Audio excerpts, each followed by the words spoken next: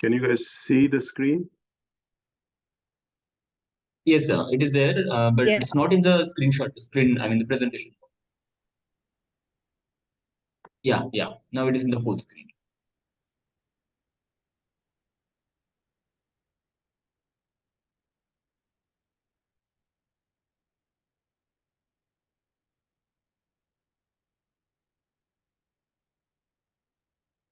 Well, let me know when everybody is ready for me to start.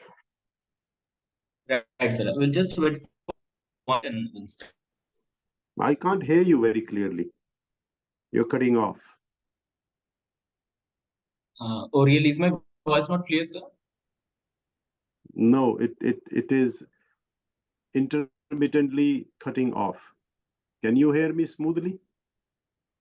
Yeah, I can hear you very clearly.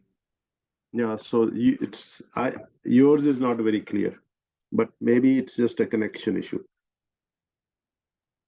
Right, sir. I'll just try it.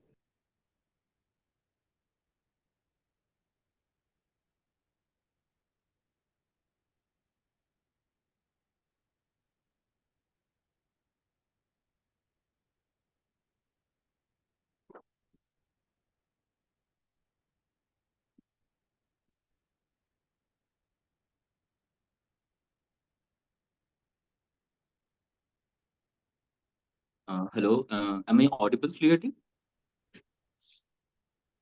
Yes, Pritham. Right. So good evening, everyone. In today's online teaching session for the Pediatric Hem-Onc Fellows, we thought we will discuss a difficult case. Being a pediatric hem-onc fraternity, it is not uncommon when we encounter difficult cases in which multidisciplinary collaborations become really important to solve the enigma of the patient.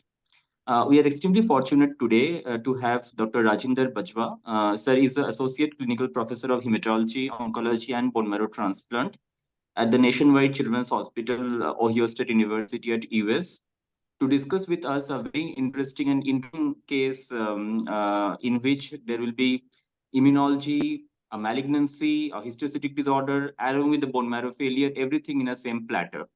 And as the case unfolds, we will understand how difficult it was. After presents the case, we have three experts to take up the discussion. Dr. Revati Raj, who is a pediatric transplant physician from Apollo, Chennai. Dr. Chetan Dhamne, a consultant of pediatric hemato-oncology in the hematolymphoid division of pediatric oncology at Tata Memorial Hospital, Mumbai. And immunologist, Dr. Vignesh Pandya-Rajan from the Division of Pediatric Allergy and Immunology, Advanced Pediatric Center, PGI, Chandigarh, will be there to take up the discussion. Over to you, sir. You can start presenting the case. Thank you. Well, hello. Good evening, everyone. I hope you all can hear me clearly. It is morning in Columbus, USA, and it's 7 p.m. So I won't want to keep you away from your dinner in case you've not had it yet. So I'll go through the temporal sequence of events as they unfolded in this case, because that is what makes it interesting. In January of this year, I got an email from one of my colleagues in another state saying that she wanted input and advice on a 2-year-old male with immunodeficiency and Langerhans-Salz histiocytosis and bone marrow failure. And we said, okay, well, send me some details and then we'll see. So the history was that this is a 2-year-old male with mixed ethnicity, with mom Caucasian, dad Caucasian and the father, mom Filipino, who had abnormal tracks on the newborn screen, which led to the diagnosis of SCID at birth in 2020. And now that was the year of COVID. So he was clinically asymptomatic till 12 months of age. Now that is odd because, when you're born with immunodeficiency, how can you be asymptomatic? But I think it was basically, he was followed by the immunology person and the pediatrician. He was kept in a bubble because of the COVID years isolation. So he had no interaction, literally. So luckily, he managed to stay without major infections. Then some of the testings which were done, the immunological testing showed mitogen stimulation tests were normal for PHA, normal for pokeweed, pokeweed, and then CONA. December, he had some testing done, which I've said here. So CD3s were 1325, which is kind of low. CD4s were 275. CD45RA were also low. T-cell receptor analysis showed abnormal V-beta repertoire. Quantitative immunoglobulin levels were low. He got killed vaccine started at 3 months of age, and those are the vaccination schedules. No live vaccines were given. He had a primary immunodeficiency panel done in November of that year, which showed 7 heterozygous variants of uncertain significance in the following genes. And this was ISG15, which is known to cause immunodeficiency, MVK, which causes hyper-IgD syndrome, NHEJ1, which is associated with SCID with microcephaly, growth retardation, and increased sensitivity to ionizing radiation. The mom was also positive for this particular mutation, but is healthy. STAT4, TAP1, TTC37, and NLRP12. So all of these were positive, but they were heterozygous and they were VUSs. Then following that, he had a whole exome sequencing 2 years later, which showed a heterozygous missense variant in the ITPR3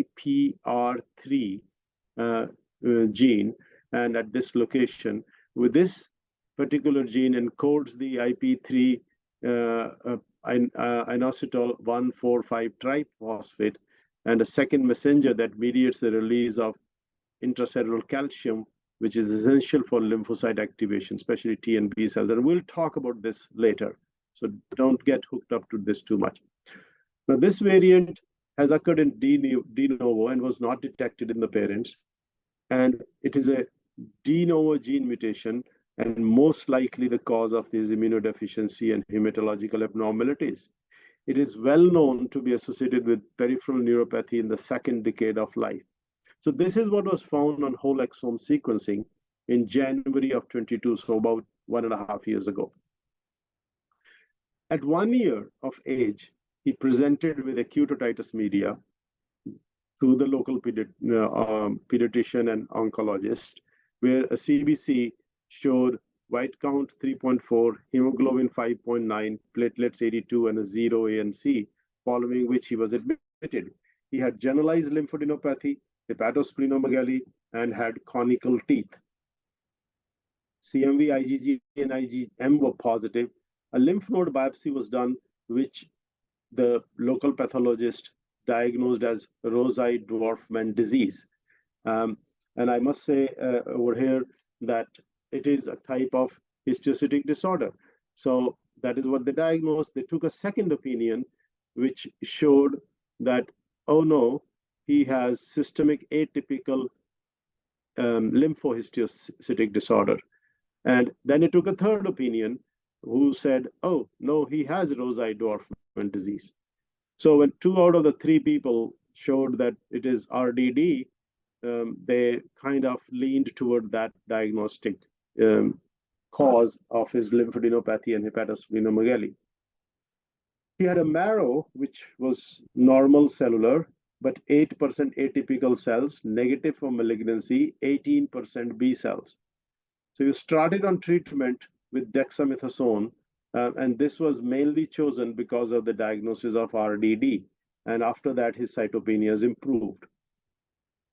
This is some clinical pictures. So you see the young boy with some Cushingoid features, fine sparse hair, and these are conical teeth, which were taken. This picture is, I think, at roughly 2 years of age.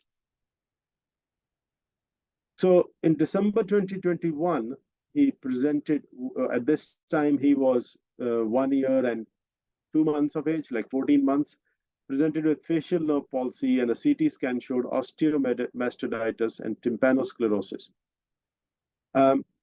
This was then followed by left and then right mastectomies, and the biopsy from that mastectomy was consistent with histiocytosis. Cultures were positive for Enterococcus avium, so he was treated with augmentin for 6 weeks for osteomyelitis. And with the initial possibility of histiocytosis, he was given steroids 2 milligrams per kilo per day. The cytopenias improved, the hepatosplenomegaly decreased. Cytopenias, lymphadenopathy, and hepatosplenomegaly recurred when the steroids were stopped.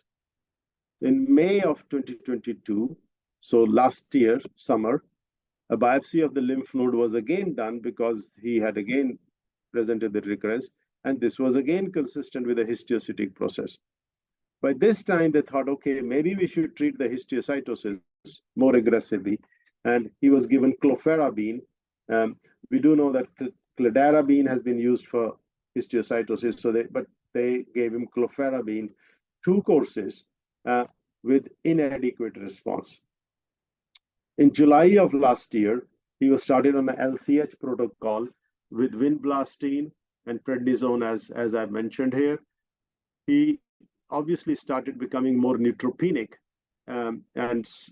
when he was given this treatment, and he was started on GCSF in July, Q, Monday, Wednesday, Friday. After this, the neutropenias somewhat improved, but he continued to have some low counts. After which, they were wondering, like, we can't give him steroids every 4 weeks in big doses. So they wanted to wean those off. So they started him on a MEK inhibitor, trametinib, which is used in LCH, and which kind of was not very helpful. So they did a repeat marrow a couple of months later, which still showed marrow laden with histiocytic cells. In October, they started to wean vinblastine because they felt that it has not done much. In December last year, so about 8 months ago, they did a repeat marrow, which showed 75% histiocytic cells in the marrow. And at that time, they stopped the vinblastine and trametinib, and only steroids were continued. Some other labs in January of this year, he had IL-18, which was high at 4,600. CXCL9, which was high at 47,000. The normal is less than 647. And he was thought to be, they thought they will try imapulab, but which was denied by insurance. So he couldn't get that. And then that's when the local oncologist sought input from us. Few more things. He had infections. The infection course are as follows. So for PJP prophylaxis, he was on pentamidine.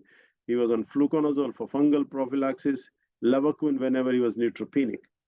He was noted to be CMV positive from last year, July onwards, not on any antiviral therapy as recommended by the local infectious disease team. And after we saw him in March this year, we recommended valganciclovir, and he was started on that. He had pneumatosis intestinalis secondary to steroids last year in October, and it was still present in May when we saw him. He had a port placed last year, and he had a few infections in that. He had a coagulous negative staph in January, and then E. coli also, and he also grew bacteroides and in blood culture in February.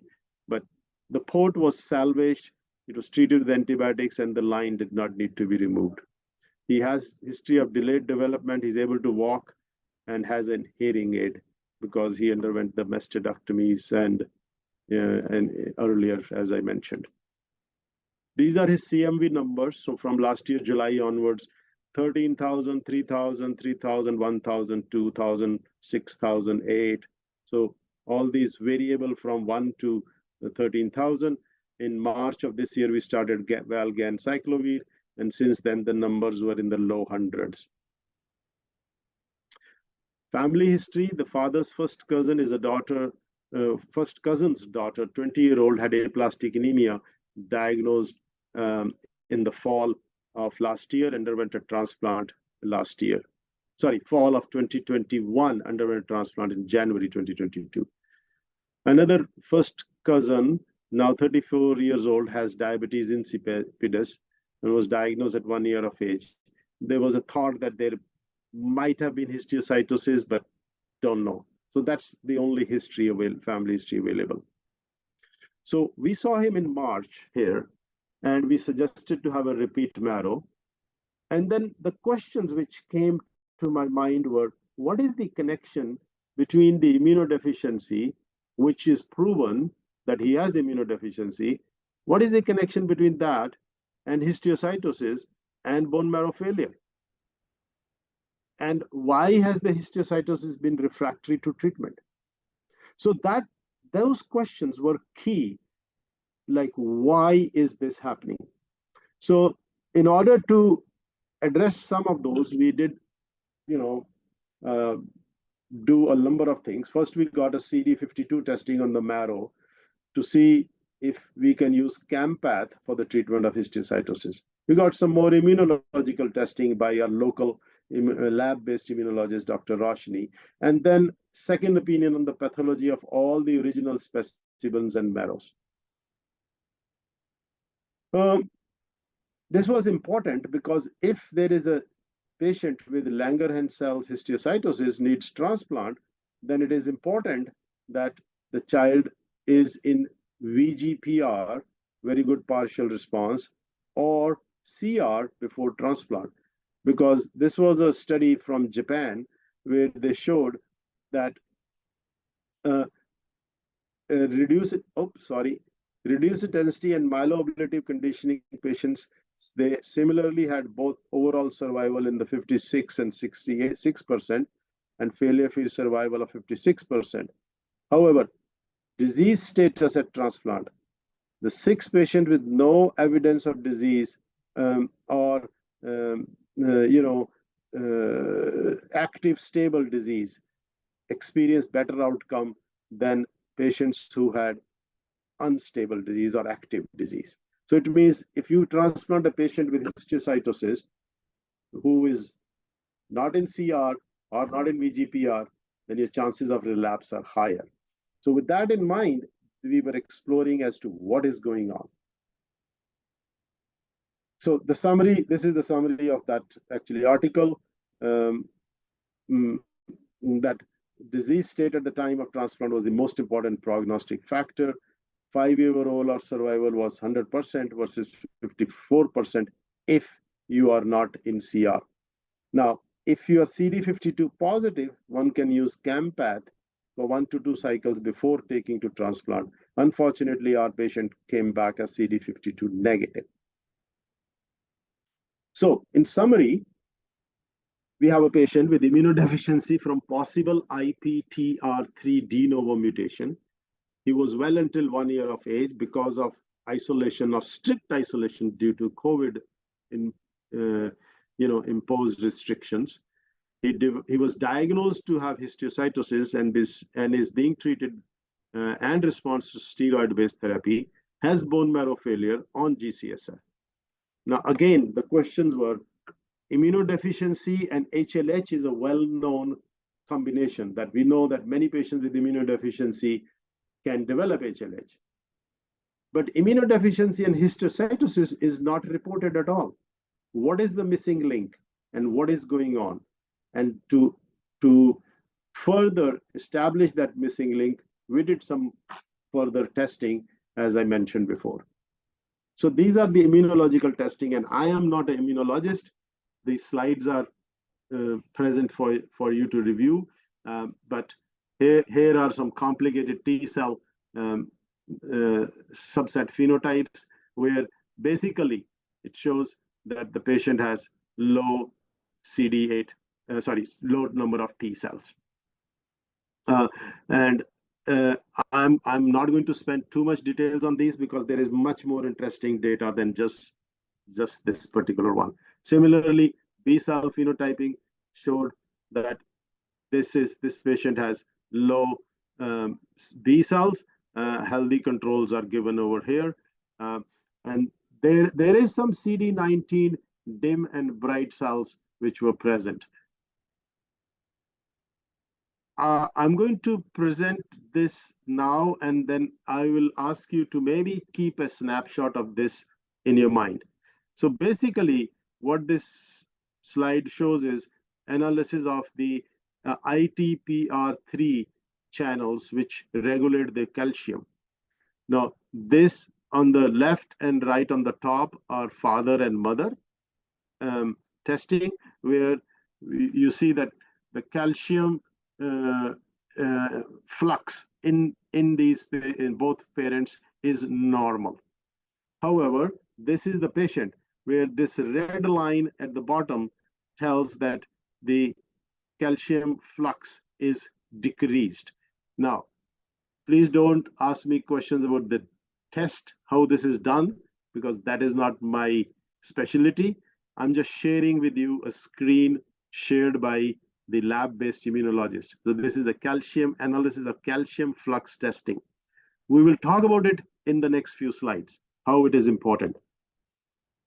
T cell proliferation, again, this showed that it is low in the patient. The healthy controls are given at the bottom.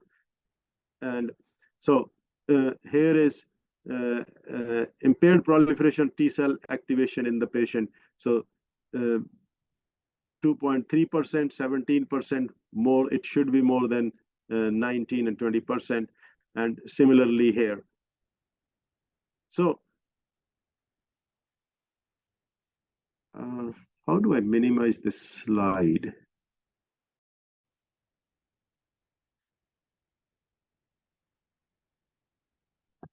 I'm going to skip this particular section and I'll go to the next slide. So these are not this one, sorry. Yeah, so this is ITPR3 where they did the mutation testing, and this mutation testing, this is the mutation we found in this patient. So this is the particular mutation. This is a de novo variant, and how it is affecting the various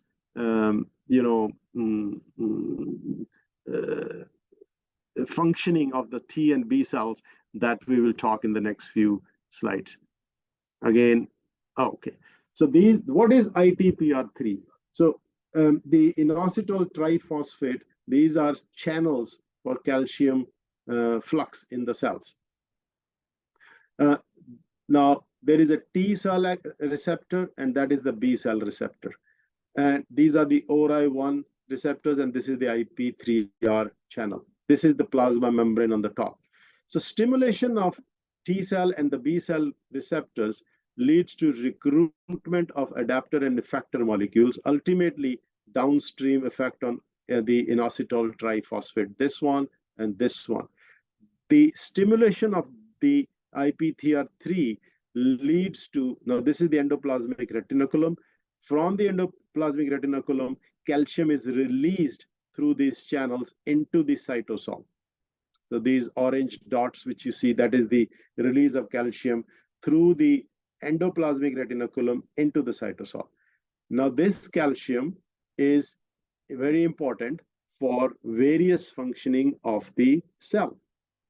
If you have depletion of intracellular cytoplasmic calcium, then from the plasma, the ORI1 channels, they lead to influx of calcium within the cytoplasm.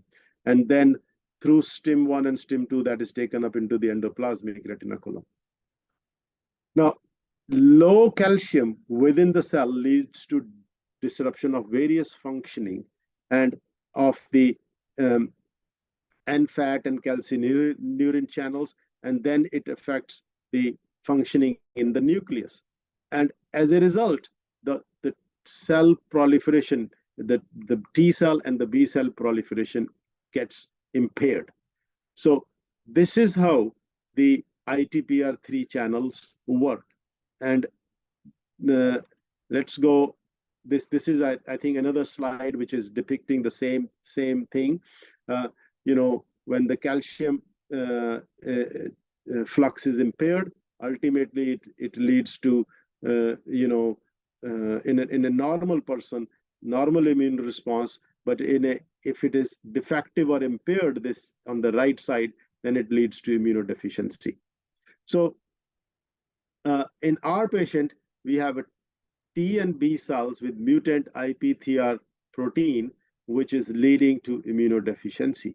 And this is the cause of the immunodeficiency, but what is the link between the others? We will talk about that in a more details.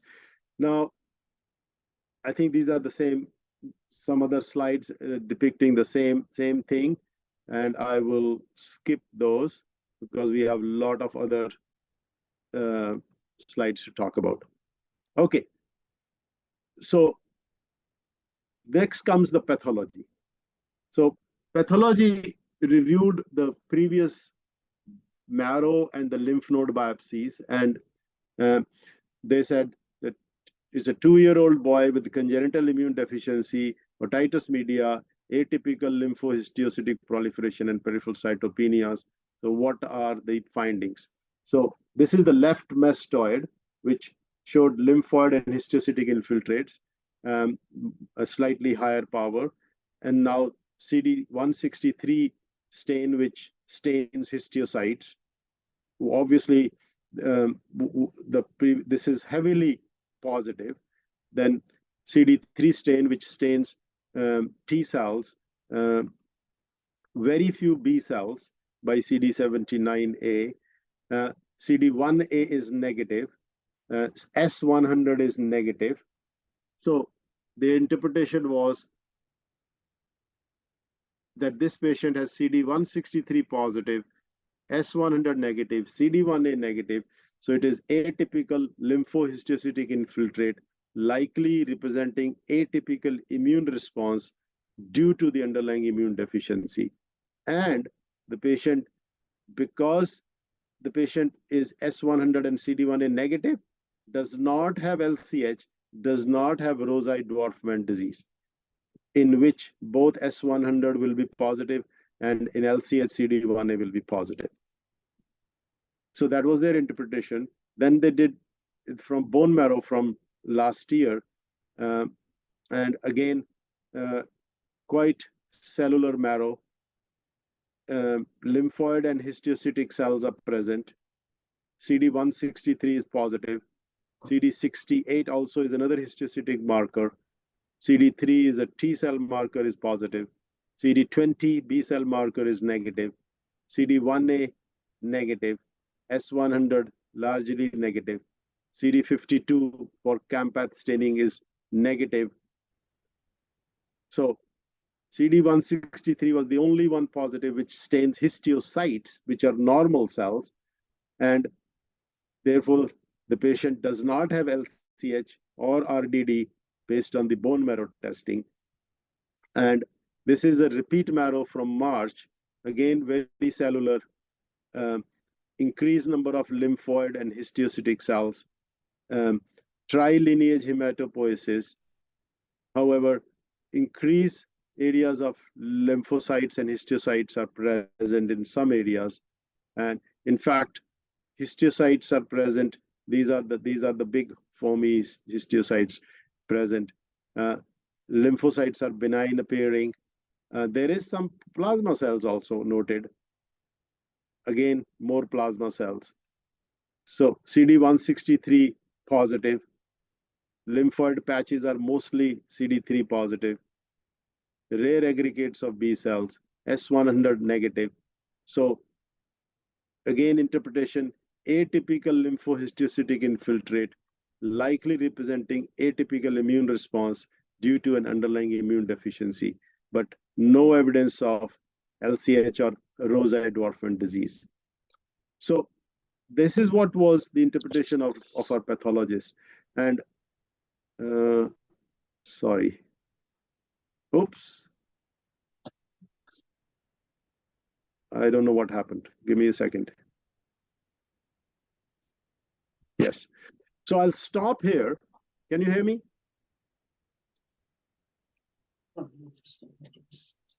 Can you hear me? Can anyone hear me? Yes, yes. Okay, so I'll stop here because this is where it becomes complicated for any questions meanwhile, and then I'll take up. I'll just take questions if any.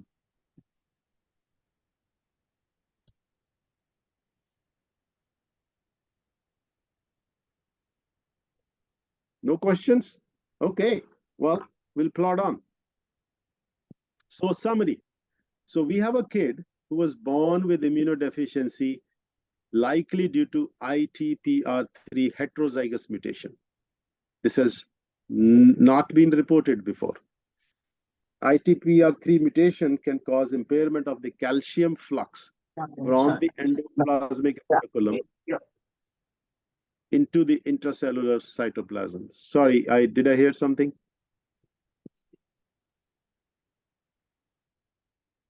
Okay.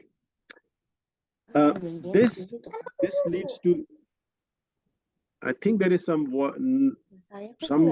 background noise. Can people who are not talking can mute themselves?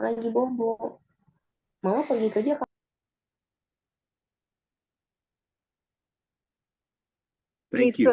Please proceed. So when you have this ITPR3 mutation, it causes impairment of calcium flux. The mechanism of that we showed, and remember that slide where we said parents and the patient, where the red graph was abnormal, showing that the calcium flux in that patient, in our patient, is abnormal. So we proved that ITPR3 is causing impairment of calcium flux, and we know where it happens in the endoplasmic reticulum. And this leads to reduced signaling via the stem and ORI pathways, which further causes impaired activation of ERK and NFAT pathways. And this leads to downstream effects, which is vital for B and T cell proliferation, leading to T and B cell combined immunodeficiency, which is what our patient had. Now, the interesting part is we saw earlier that the IL-18 and CXCL9, these are cytokines produced as a result of the dysfunctional immune system. These cytokines leads to increased migration of monocytes and macrophages into the reticuloendothelial system. Now, the macrophages, which once they are in the bone marrow, then they are called histiocytes. And that is what led to lymph node enlargement and hepatosplenomegaly, because now this reticuloendothelial system is being infiltrated by those monocytes, macrophages, becoming histiocytes. So the marrow effacement in this patient happened because of non-malignant histiocytes, because they just infiltrated the marrow fully and there was no room left for the normal stem cells to function. So basically, our patient never had LCH or rosy dwarfment disease, but was being treated for it for almost 1.5 years. Were there any other contributing factors by any of the other variants of uncertain significance? Remember, in the beginning, I had showed you that there were 7 other variants of uncertain significance. We don't know whether any of them are contributing to anything, which is still being further studied. But this is what we know for now. Now, what is the literature shows? There is only one published publication about 2 cases about ITPR3 mutation. And that publication is basically lab data, but there is no clinical data as to what happened to those cases. So we contacted through our network of friends in Europe and other parts of the world. But we found out there are 2 cases in the world who were transplanted. One was transplanted in France. This was a homozygous ITPR3 mutation patient, underwent a matched sibling donor transplant with Bu-flu, now doing well. The other patient was in Israel, underwent a matched sibling donor transplant with a trio-based protocol, now doing well. Both of these patients, they did not have any bone marrow failure. They only had evidence of immunodeficiency. They didn't have any infiltration by excessive histiocytes. Both had conical teeth. So as I said, none had LCH or bone marrow failure or marrow infiltration. So we are collaborating with the teams to learn more about this entity. But the question was, how do we treat our patient? So our patient, as far as donors, there were no matched sibling donors, no unrelated donors because of mixed ethnicity. So we chose to do a haplotransplant with alpha beta T cell depletion. Now, again, you have to remember that there is no publication with patients with bone marrow failure with this condition. There is no data available. So we had to use our best knowledge to the best of our ability that we get one shot at this patient. So we chose a protocol for immunodeficiency, thiotepa, fludarabine, ATG, rituxan, but added triosulfan for myeloablation. And instead of busulfan, because busulfan is associated with more toxicity, especially VOD, especially in patient who is having, hepatosplenomegaly, has been given clofarabine in the past. So we planned that there will be no GVHD prophylaxis as usual with alpha beta T cell depletion. You don't need to. But then the other problem was that he already has CMV reactivation and has been on valganciclovir. So though the CMV numbers are stable, so we said we will start with ganciclovir after admission, switch to foscarnet till engraftment, and then if CMV reactivates, then we'll give viral specific T cells from DAD after day 21. So that was our plan. The plan is complicated because triosulfan is not an FDA approved drug and is not available in USA. Triosulfan is available, you guys might have it, Europe has it, but it is not available in USA to be used. So it is only available in USA on a study, and we don't have any study open on which he was eligible. So we applied to FDA for an EIND on a compassionate use basis. And now FDA only is approving trio with 10 grams per square meter per day. But we had to give them rationale for using the 14 grams per square meter per day because there is high risk of mixed chimerism and graft failure in patients with immunodeficiency if you use lower dose. We told them that this is a new disease, never been transplanted in the USA before. In addition, there is a higher dose of stem cells given after TC and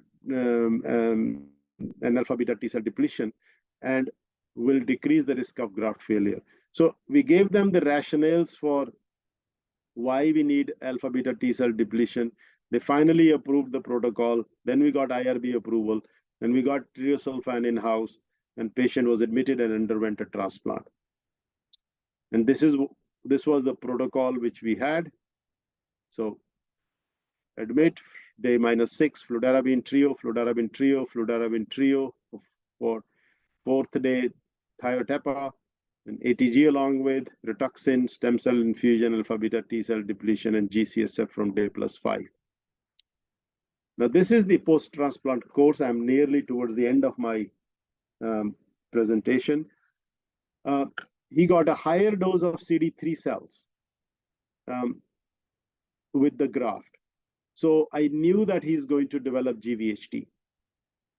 And as a result, I started him on prophylactic tacrolimus from day +1. He engrafted on day 11, did well, but he developed engraftment syndrome. So he was treated with steroids for 3 days. He developed GI GVHD after that and was treated with a steroid pulse. Now, these steroid pulses, 2 times steroids, that led worsening of the CMV, which was expected.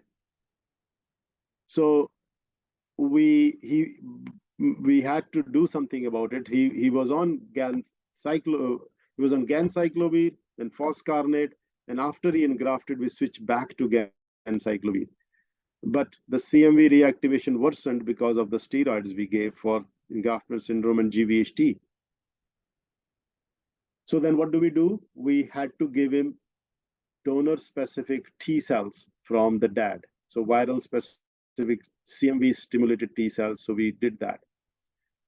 Then he developed idiopathic pneumonia syndrome around day 21. So we treated him for that with ruxolitinib, a pulse of steroids, and etanercept. Why did we use ruxolitinib? Ruxolitinib is never used for IPS. Well, I shouldn't say never. There is one study, one case report in which they use ruxolitinib for refractory IPS. The reason we wanted to use ruxolitinib was because we know that in IPS, normally you treat with steroids plus etanercept. But if I gave him the full dose of steroids, his CM will go berserk. And that could increase the morbidity and even mortality. So I gave him only 3 days of steroids. But I wanted to give ruxolitinib so that it can treat not only IPS, but also GVHD. So it as a steroid sparing agent. And we gave him viral specific T cells for CMV reactivation on day 28 from dad. And after that, we discharged him. Now he's followed in the clinic. His chimerisms are 99% in whole blood, 94% in CD3, and 99% in CD33 fraction. He is transfusion independent. And I saw him yesterday in the clinic, and his white count had decreased slightly, hemoglobin normal, platelet normal, ANC 800. But the white count and ANC had decreased because of the ruxolitinib, which causes myelosuppression. So we had to increase the dose of ruxolitinib to 5 BID, and that caused neutropenia. So we gave him some GCSF. So I'm not too worried about that part because I know that the cause is ruxolitinib-induced myelosuppression. Overall, he's doing well. So what did I learn from the case? I learned that always ask for a summary. If somebody refers you a patient, always ask for details. Don't just go by what they tell you. Sometimes they unknowingly might be treating something which is actually not true, as happened in our case. The local pathologist and a third opinion said the patient has RDD, and they were treating him for RDD, whereas the patient never had anything to suggest a malignant histiocytosis. All he had was infiltration of the marrow and reticuloendothelial system with benign histiocytes, which were pulled into the reticuloendothelial system as a result of increased cytokines CXCL9, IL-18, which were produced as the patient could not handle infections due to immunodeficiency. So something didn't make sense. We should always ask why and dig deeper. It might help answer some questions. So with that, I will stop, and I'm sure there'll be questions and comments. Thank you.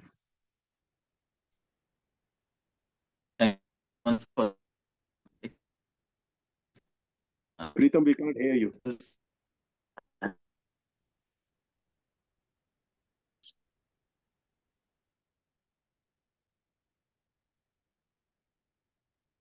You're muted, but we can't hear you. Am I audible?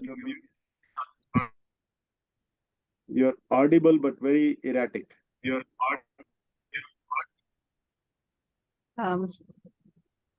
By the time Preetham's connection is better, we could request our experts who have joined in today to start the discussion. I think since the case is immunodeficiency, I would start with Vignesh. Vignesh, over to you for your evaluation of the case. Thank you, ma'am, for the introduction, and thank you, Dr. Bajwa, for the case presentation and the challenges, the case, and how the case has evolved over time and how the diagnosis was made. So I'm an immunologist, basically. I'm a pediatric immunologist. So we deal with diseases pertaining to inborn errors of immunity as well as pediatric rheumatology. So as far as this case is concerned, the phenotype is clear that we are dealing with a combined immunodeficiency because the newborn screening showed the TREC to be very low, and the clinical presentation of otitis media and the lymphocyte immunophenotyping showing a very low CD4 counts. So a child with negative HIV having very low CD4 counts, it is likely to be a underlying immunodeficiency. So the low TREC, the CD4 lymphopenia, and otitis media in this child pointed, at least for a clinical immunologist or for a pediatrician, one should consider a combined immunodeficiency. So that is point number one. And number two, regarding the histiocytic infiltrates, which this patient had. So we have also encountered few patients having histiocytic infiltrates where LCH and Rosai-Dorfman syndrome was were the initial suspicion based on the histopathology. But once we know that we are dealing with immunodeficiency, the one important infection that we see in such patients is the mycobacterial infection, atypical mycobacteria. So we have IFN gamma R1 deficiency who presented with atypical lymphohistiocytic infiltrates involving the marrow and the lymph nodes. It was after the steroids, the lymph node culture has grown a Mycobacterium fortuitum. So that is one case with the atypical Mycobacterium infection causing this kind of lymphohistiocytic infiltrate in a setting of immunodeficiency. And the other case again turned out to be BCG induced lymphohistiocytic infiltrate in a case of IFN gamma R1 defect. So these are two cases which we have experienced here at our center, where the initial diagnosis considered was lymphohistiocytosis or atypical histiocytic disorder, but later on turning out to be a underlying atypical mycobacterium infection in the setting of immunodeficiency. Whether this infection is driving this histiocytic response or it is the immunodeficiency component which contributes to it, I don't know. Number three, in this case, coming back to the case again, the ectodermal dysplasia. So if we see dental abnormalities in any child with suspected immunodeficiency, two things we consider. So one is a Nemo defect, and second one is ORI1. So here we saw a case of ITPR3 defect. So this is downstream to ORI1. In case of ORI1 defect, again, you can have dental abnormalities this child has shown here. So these are the few points which I wanted to highlight.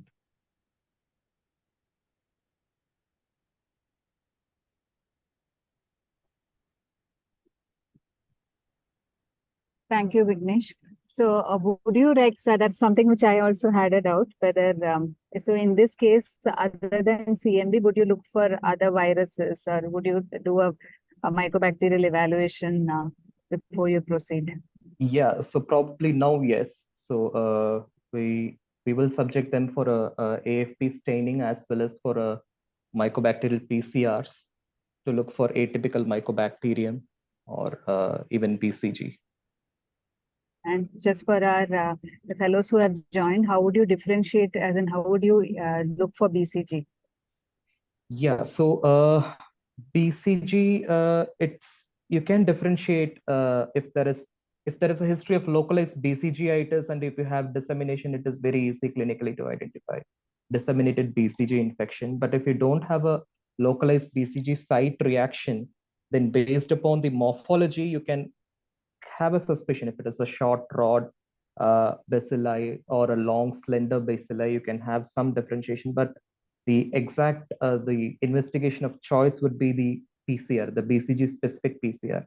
Gene expert will be positive in both MTB as well as Mycobacterium bovis, because gene expert is going to detect only the MTB complex.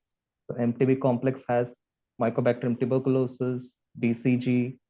So gene expert will not be able to differentiate. Even in Mycobacterium bovis, you will get gene expert positivity.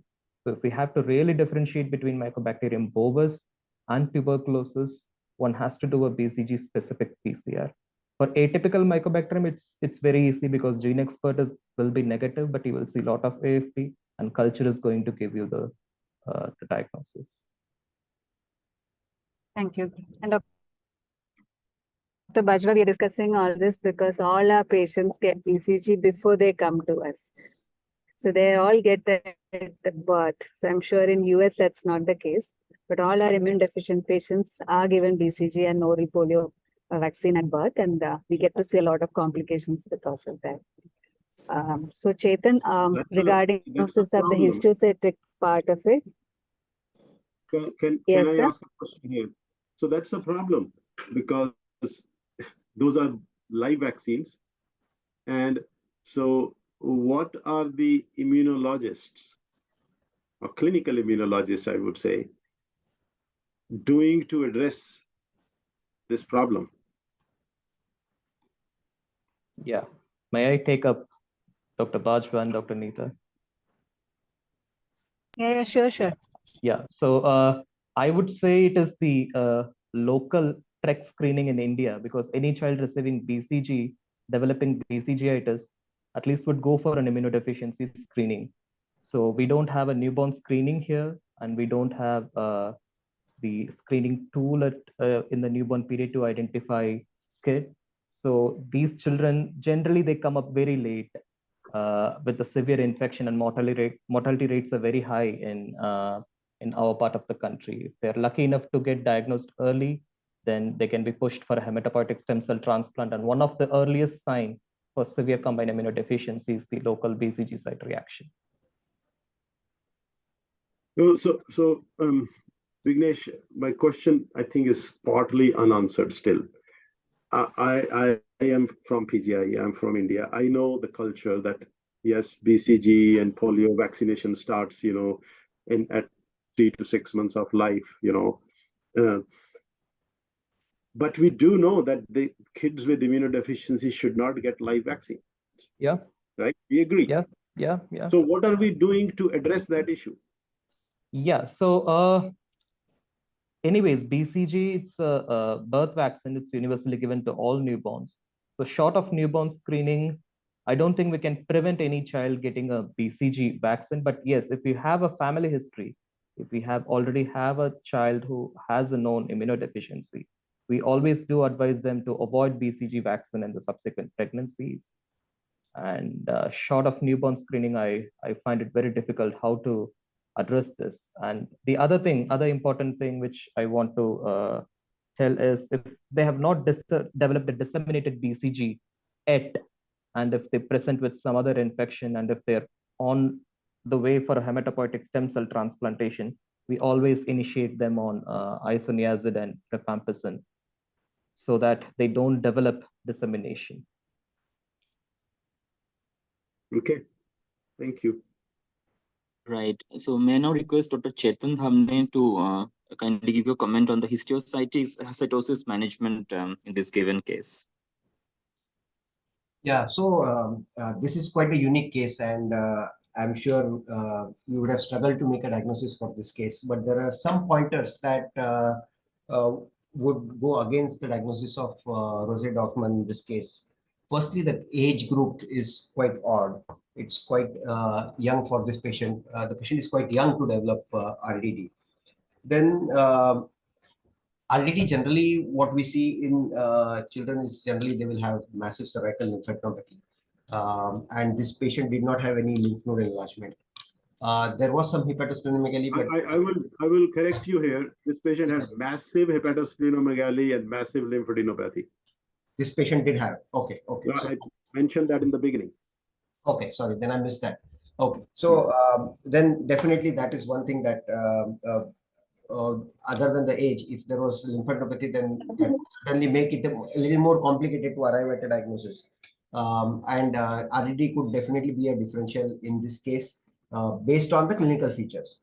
But when you go by histology, you see that the S100 was negative, and there was no evidence of emperipolysis, which is a hallmark of RDD.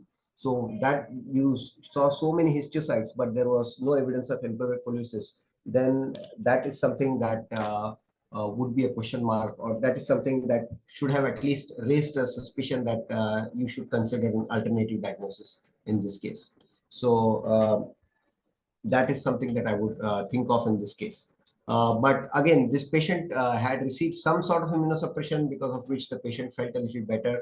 And that is what complicated the case a little further, because this patient did receive LCH-like treatment or histocytosis-like treatment for any histocytic disorder that you would give. And the patient seemed to be improving. So that again complicated the picture a little bit.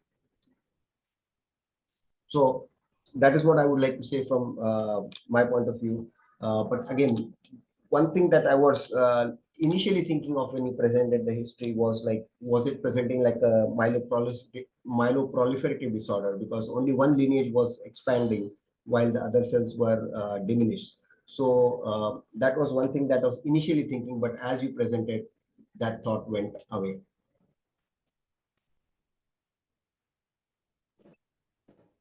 Right. I will now request Dr. Revati Raj, ma'am has joined. So, ma'am, I know you could not join initially due to some issues. So I'll just summarize maybe. So this was I was there, Preetham. I listened to the entire presentation. So Right. I just wanted to start by saying what an amazing case presentation, and thank you so much. And there's no way that any of us would have worked up the child so much. So I have to congratulate the team who had done such a big, amazing job for this child. And the take-home message is that we need to learn how to think laterally, as was pointed out, that if all the pieces of the jigsaw puzzle are not fitting, go back and ask why and what are we missing. And I think that's why this child is doing well today. My feedback would be that we, as Vignesh had pointed out, some of the immune deficient children, they do have these. We've seen this in Viscott Aldrich and in the interferon gamma 1 receptor defect, quite dense histiocytic infiltrates in their lymph node, and sometimes they have come with generalized lymphadenopathy or just one axillary node, and they have been diagnosed. One of them even had a big spleen and rapidly enlarging spleen that we had to do a splenectomy, and he was needing too many transfusions. So these histiocytic infiltrates in immune deficient children, they are a clue for us to check what is wrong with the immune system workup. Obviously, if it's a mutation that's not reported, only places like PGI Chandigarh can pick it up. But for the rest of us, when we send a routine mutation and nothing's picked up, we have to go back and see what we are missing. And regarding the transplant, for such children who have actively dysregulated immune system, I think myeloablative chemotherapy is a must. If we try to reduce the intensity, the chance of rejection will be high. The only thing we do different with the MAC is the Tiotepa dose. Instead of 8 mg per kg, we reduce it to 5 per kg, because some of these children who've had a lot of immunosuppression don't tolerate the full 8 per kg. And the after discharge, maybe when the child had presented with what looked like gut GVHD, sometimes with the immune deficient children, it's not actually GVHD, but it could be part of a viral reactivation. So these children, again, even post BMT, we have to work up very closely, because it could be adenoviral or EBV or CMV infection. So hats off to the team, and hope the child does well in the long run. Thank you, ma'am. I'll add here just because in interest of time, I didn't go into too much details of post-transplant care. Whenever we have a patient who has, say, diarrhea or vomiting or a combination of features which make us suggest a GI issue like GVHD, we get upper and lower endoscopies in all such patients without fail, almost 100% of the cases. So which was also done in this patient. And so the diagnosis of GI GVHD was made by biopsies. If a patient has a skin rash, we do skin biopsies, and I actually do the skin biopsies myself in majority of the patients. And all patients undergoing transplant, irrespective, all allo patients, I should say, they get twice a week viral surveillance with CMV, adeno, HHV6, and EBV, out of which except adeno, all others are quantitative assays. Adeno is a qualitative assay in the beginning, and once we know that it is positive or negative, based on that, then we do a quantitative assay. So you very rightly pointed out that viral reactivations and GVHD are just two causes of of diarrhea or vomiting. A very common third cause or fourth cause, I would say, common differential in such patients is withdrawal from opioids. If any of these kids have been in ICU on a ventilator, this patient luckily was not. But if they are on opioids for mucositis-induced pain, then if they are on for 2 weeks or longer, sometimes the teams are very hasty to wean them off, and that will cause withdrawal symptoms in the form of, elevated heart rate, sweating, nausea, vomiting, diarrhea, and sometimes that also happens. Other close differential for such patients is when patients are on MMF for GVHD prophylaxis. So cord blood patients are on MMF usually, and MMF can cause diarrhea. But thankfully, though pathologists can help you in differentiating MMF-induced changes in pathology, sometimes it can be very difficult. So those are the differentials to keep in mind. Right. So there are a couple of questions and comments in the chat box. I will take those. So Dr. Amita has commented that in United States, all newborns are routinely screened for immunodeficiency. Okay, so there is a question by Dr. Vinay. So he asked that in the index case, there was some transient response to steroid. So he's trying to figure out what could be the possible explanation behind that transient steroid-induced response. Was there some transient reduction in the histiocytic proliferation? How could you explain the transient response to steroid otherwise? That's a good question. The way I look at it retrospectively is that, so firstly, we have to understand what caused the proliferation. As I understand, and as our team understands, that the increased cytokine production as a result of the defective immune system not able to handle any infection like CMV in this particular case, those abnormal cytokines in the reticuloendothelial system lead to migration of monocytes, macrophages in the reticuloendothelial system. Steroids probably help decrease that inflammation because they are like universal, anti-inflammatory drugs. That is probably the only way I feel steroids would have been helpful.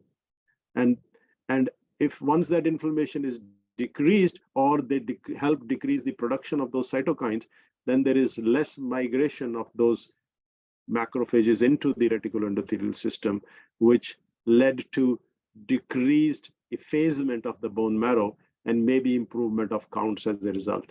But I think this This is my way of thinking. I may be totally wrong.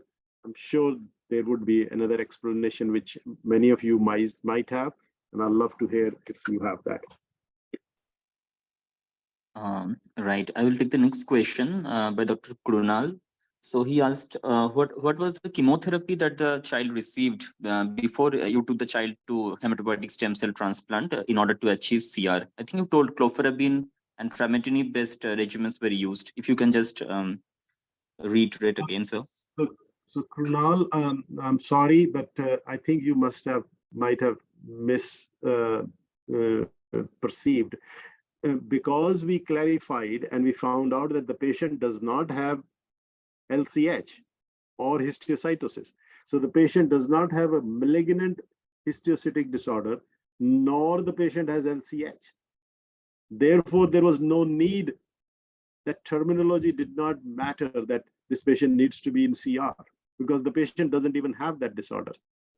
So that only applied if the patient actually had a malignant histiocytic disorder. So I hope that confusion is cleared. I had put in that paper reference because when I had received this patient, I did not know the patient actually was going to not have a histiocytic disorder. Sorry, a malignant histiocytic disorder. Because I had presumed that the patient has a malignant histiocytic disorder. So that's why I started working on a tangent. But once our pathologists and immunologists got their heads together and reviewed everything, they told us, well, the child never had a histiocytic disorder, so I never needed to give any chemo before taking to transplant. So I hope that confusion is cleared. Thank you for asking. Right, sir. And Dr. Krunal also ponders upon whether a mixed stable chimerism would be acceptable enough in this case.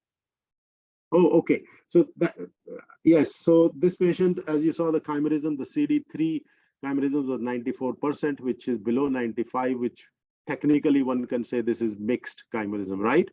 But this is at day 30. So the patient is actually now around 55 days post-transplant as of yesterday. So we did send repeat chimerisms, I think, yesterday, which will take about a week to come back. But I'm not worried about any of that. I think the chimerisms will unfold with time. But to your question, will it be acceptable? I don't know the answer because this is the first case who is actually in the process of being reported. I think that paper is going to be submitted sometime in September with the two other cases I had mentioned, one from France and one from Israel, and then this patient. And there is another patient who has an ITPR3 mutation, but has not needed transplant. So these four patients are being pulled together with the help of a good international collaboration and being presented from a clinical aspect. What mixed chimerisms will do to such patients, I don't know. Because as you know, in many conditions, mixed chimerisms are okay. And maybe in this patient also it will be okay. I'm not worried. 94% is pretty good enough at day 30. I think he will achieve a full chimerisms over time. Right, sir. So there's no more question, but the case is open for any comment or question from any other attendee. I can see senior pediatric hemato-oncologist over here, Dr. Amita Trehan ma'am, Dr. Manas Kalra, Dr. Sandeep Jain, anyone for that matter can unmute themselves and ask the question or can post the question in the chat box. In the meanwhile, I had one question, sir. So whenever there is a hematolymphoid malignancy and an underlying combined immunodeficiency, something that stuck in mind whether immunomodulation with IVIG replacement would have anything to do to alter the tumor biology. We will be obviously giving tumor-directed therapy, but whether immune reconstitution with serial replacement of IVIG have anything to do with the tumor biology and does it improve the outcome? What's your take on that, sir? Well, all patients who undergo transplant in USA, there are some certain guidelines for what should be their IgG levels, and we keep our IgG levels above 400. Now, that is just as a prophylactic measure. And any patient with immunodeficiency, we tend to use a higher cutoff, maybe 800 or 1,000. How the IgG levels will affect the outcomes, I don't think there has been, to my knowledge, any data. There might be, but I'm not aware of that. I'm sure there is. So I'm sorry I can't answer your question fully. I doubt whether there is any implications of what the IgG levels will do to a tumor, because usually immunoglobulin levels have no role in killing of the tumor cells. They are more involved in the microbial inactivations. So that's my take on it, but I'm sure there are other opinions. Thank you, sir. I can't see any more question in the chat box. Well, so another question from Dr. Vinay. So if we couldn't found this novel disease defining mutation, we're left only to VUS. So with low CD3 and CD19 levels alone, could we have considered transplanting? Good question. So actually, when the patient was first referred to me, I actually thought that this patient has malignant histiocytosis, leading bone marrow failure, causing all these infections. So the other way around, a malignant cause leading to issues, and maybe a secondary immunodeficiency in a way, because the bone marrow is totally effaced with the malignant cells, not able to make any of the cells. So that is what my take was, that this patient will need a transplant. And it is a refractory histiocytosis because they have been treating for 1.5 years. So I would have taken him to transplant. Let's say this patient actually did have no immunodeficiency and had refractory histiocytosis. Let's exclude the immunodeficiency out of the picture. So if you have a patient with refractory histiocytosis or malignant histiocytosis, who has now bone marrow failure because it is refractory, and you need to take to transplant, then you will need to find a mechanism where you should try to achieve VGPR or CR before you take the child to transplant, because of the risk of relapse is higher.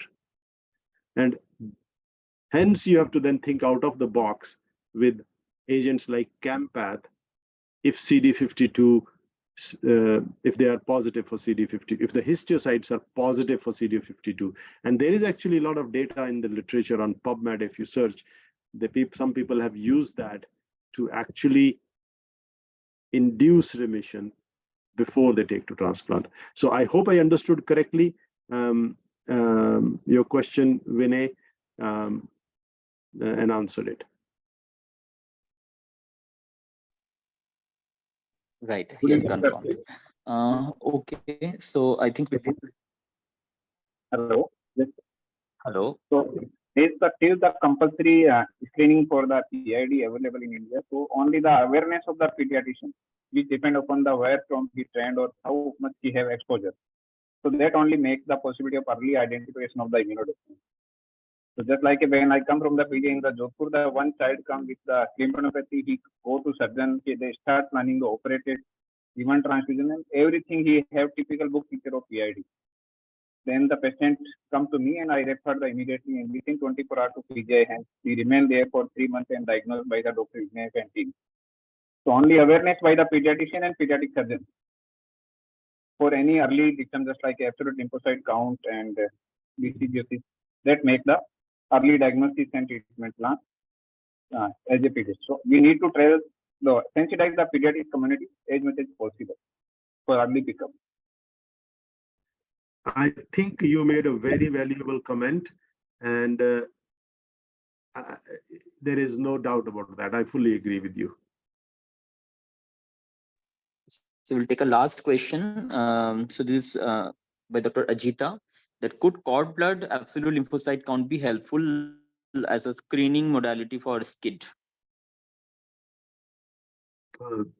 I will ask Vignesh to maybe answer that. Yeah, thank you, Dr. Bajwa. So cord blood ALC can be done, but I think the more robust method for screening would be TREC. It is there on the stone. It's being practiced in many countries, the newborn screening for severe combined immunodeficiency. The only problem with cord blood ALC is the normal cord blood ALC will not rule out underlying SCID. There can be maternal contamination and a lot other issues. So it's not considered a robust marker, but short of TREC, if one could have a cord blood ALC, it could be a cheap screening tool. Vignesh, I have a question based follow up on that. What is there any, I would say,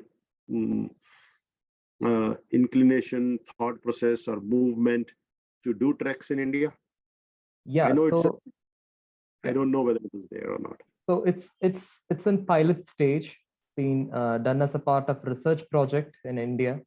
So we are 15 years behind you. So probably once the pilot study gets over, and if you're able to convince the government, we would be able to probably in future we have a newborn screening for immunodeficiency. I think more than immunodeficiency, what is needed in India is establishment of pediatric hematopoietic stem cell transplantation centers, because we are also lacking on that. There are no great pediatric HSCT centers in India. Probably if we have adequate HSCT facilities, the government may be convinced soon. Yeah.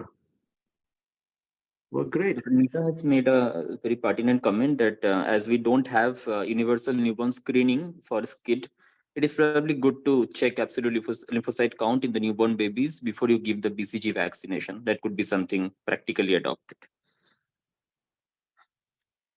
Well, so if there is no more question or comment, we have approached the very terminal part of the session. We thank you, Dr. Rajendra Bajwa, sir, for sparing this morning with us and discussing this very intriguing case. And also at the same time, we thank all the three experts, Dr. Vignesh Pandyarajan, Dr. Revati Raj, and Dr. Chetan Dhamne, who spared the Thursday evening with us and give important inputs. That was really a fruitful session for all the fellows who have attended. I'll just beg for 2 more minutes as I announce the next session. The next month session will be on 14th of September from 7 p.m. And on that day, we'll have a hot discussion on a topic of high-dose methotrexate in osteosarcoma, whether we need that or not. That is kind of a never-ending debate. And we have chosen 2 South Indian centers to fight among themselves.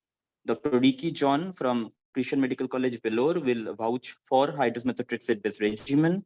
And Dr. Jyoti from St. John's Medical College and Hospital, Bangalore, will vouch against high-dose methotrexate-based protocol. And Dr. Girish Chinnaswamy from Tata Memorial Hospital will be moderating the debate. See you again next month in that interesting session. Thank you.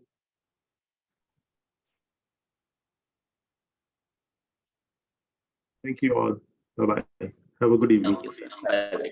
Thank you, Dr. Bajwa, Dr. Preetham, everyone. Thank you all. Thank you, Vignesh.